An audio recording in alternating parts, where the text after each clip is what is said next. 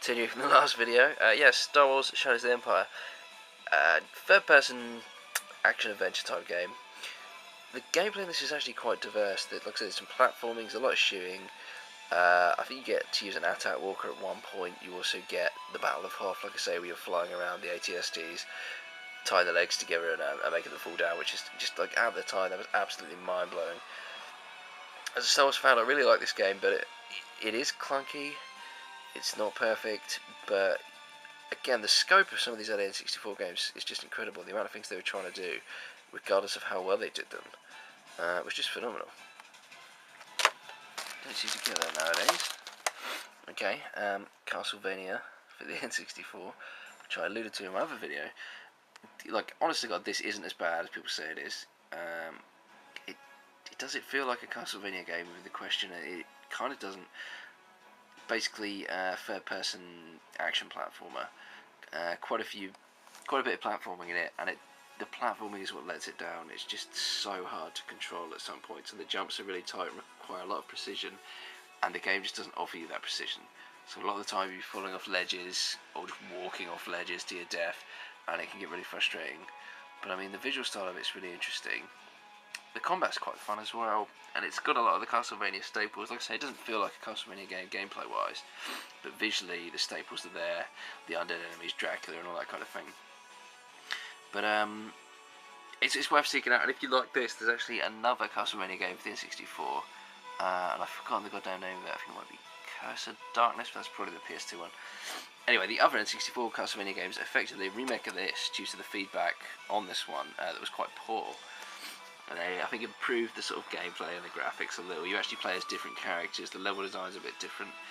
But yeah, if you want to know how it all started, then this is the original 3D Castlevania game. And sadly, it gets a terrible rap. This is the sequel. This is WCW NWO Revenge, which is a sequel to World Tour, which I showed in my previous video. Again, they really refined the gameplay in this. It's absolutely incredible. Probably the best roster in any wrestling game ever made, beyond Fire Pro if you hack it or something. You know, you've got so many wrestlers in this. Hulk Hogan, Kevin Nash, Raven, Goldberg, Bret Hart, Sting, Roddy Piper, Scott Hall, God, I can't even Macho Man, British Bulldog. I mean, you know, the sad thing is a lot of those guys are dead now, so they'll probably never be in wrestling games again, especially not in the same ones. I mean, the amount of wrestlers, the stars that WCW had at this point was incredible.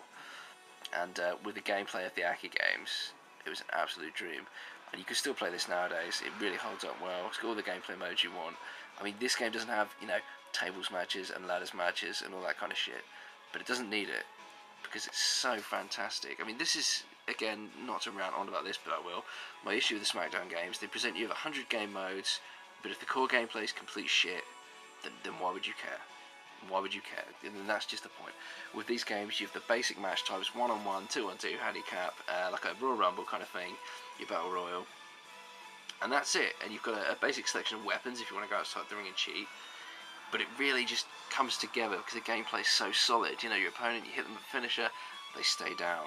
You work on the legs, they'll submit. It just makes so much sense, and it doesn't have to be over the top. It doesn't have to have all these gimmicks to present itself with, because it's actually got depth in the gameplay. And fuck you, Ukes.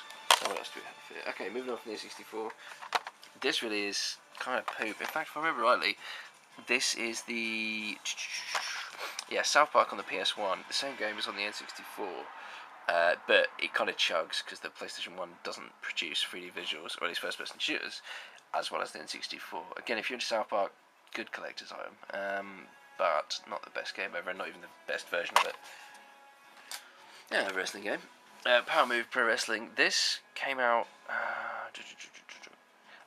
probably before any of the Aki games, and it's 96. I think it might have been out at the same time as the original WCW game, actually. But gameplay-wise, it's really simple. At the time, it blew me away. I thought it was fantastic. All your basic mechanics are in there. It's got some good grappling mechanics, some sort of plunges over the top rope. There's not a lot of depth to it, but at the same time, I don't know. It's just fascinating to see the direction these games are going in the mid-90s, especially like nowadays when you compare it to how how slow wrestling games progress. It's just really interesting. Trying to think of what sort of standout qualities this has. I guess there's not really a lot, but if you're into wrestling games, especially 3D wrestling games, this is worth a look. It's really interesting. It does play well, and it's kind of funny. It uses sort of phony versions of Japanese wrestlers like the Great Muta and stuff like that. Anyone who's into Japanese wrestling will probably recognise who they're trying to rip off in this. I don't know many stars from Japan, so I wouldn't be able to tell you. But like I say, solid gameplay, not a lot of depth to it, but it is fun to play. So if anyone's after a 3D wrestling game, that's not a bad choice. Okay, Warhawk. This is a launch title for the PlayStation 1. It's going to be a unique case actually as well. If you see that, I'll just show you. I think a few games came in these cases, but it's just like a cardboard fold out like that. It's really bizarre. It's in pretty good shape for a launch title. That's what you can't really see on there. Yeah, so made by Single Track, who made Twisted Metal. It really kind of plays like Twisted Metal, but in Twisted Metal, if you're flying instead of on wheels. It's quite slow and sort of clunky. I mean, it is a launch title, what can you expect? And it even reuses some of the sound files from Twisted Metal. Personally, I don't think that's a sort of negative quality. I actually really like that. Anything that's derivative of Twisted Metal has my vote. And, well, if it's made by the same people, you can't really complain. It's the original box as well. So like I say, I don't think it's much of a collector's item, but it really looks good, and I don't know, why wouldn't you want that in your collection? The original Dino Crisis, like I say, this is, I mean, it's even got Resident Evil written on the goddamn box from the makers of. It plays like Resident Evil, it's got dinosaurs, it's great. Like I say, if you're into Resident Evil, the original Resident Evil, or maybe Resident Evil 2, then this is a game you should give a try. I mean, it's, I'm trying to think, there's not a lot that differentiate it. It's even got the terrible voice acting. It is just literally another game in that Resident Evil blueprint. Let's have a look. Formula 197. I'm not going to try and sell that to anyone because it's not fantastic.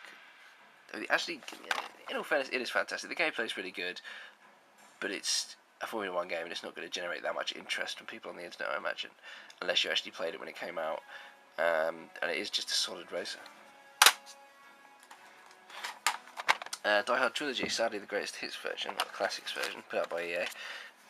This is an absolutely brilliant game. It features 3 distinct gameplay styles. You've got like Virtua Cop sections, which are based on Die Hard 2. You've got a third-person action-adventure, which is based on Die Hard 1 and the Nakatomi Towers. And then you've got Die Hard Vengeance, Die Hard 3, which is like a driving game. It's a very primitive sort of GTA kind of thing. And this game is fantastic. The diverse gameplay modes are good, but what blows me away about this is the soundtrack, and it's absolutely incredible. If you haven't played this game before, definitely worth picking up. If you don't have any interest in it, just look on YouTube for the soundtrack, because it's absolutely brilliant. It's just worth hearing if you're into that kind of thing. It's really gory, it's really over the top, and it's really just a whole bunch of fun. I would advise the sequel, Die Hard Trilogy 2, because that's kind of terrible. What do we got here? Okay, Siphon Filter 2. Siphon Filter games are really solid third-person shooters. I guess third-person espionage shooters for the PlayStation. They're put out by 989 Studios, who made pretty much nothing but crap on the PS2. They ended up with some other licenses. I think they ended up with Twisted Metal, and they just completely butchered it. Pretty much everything they touched turned to shit. I think they ended up with like Cool Borders license around about the 3rd or 4th iteration, which is when that series started to go downhill. But the one saving grace was the Siphon Filter games, which were really good, and still hold up quite well today. They're really good fun to play. I mean, the sort of sideways running and the animation of it's quite laughable, but it's a really good fun shooter. And you know, if you're into your PlayStation games, this is definitely a good place to start for action games. I think that about wraps it up here. Yeah, there's actually nothing left. So yeah, if you want to trade any of these games from me, drop me a line. Literally, I'm interested in anything. Obviously, if you've seen it here today, I don't want it. But beyond that, any console and generation, I own pretty much everything. So yeah, drop me a line if you've got anything, or if you want one of these games. Thanks so much.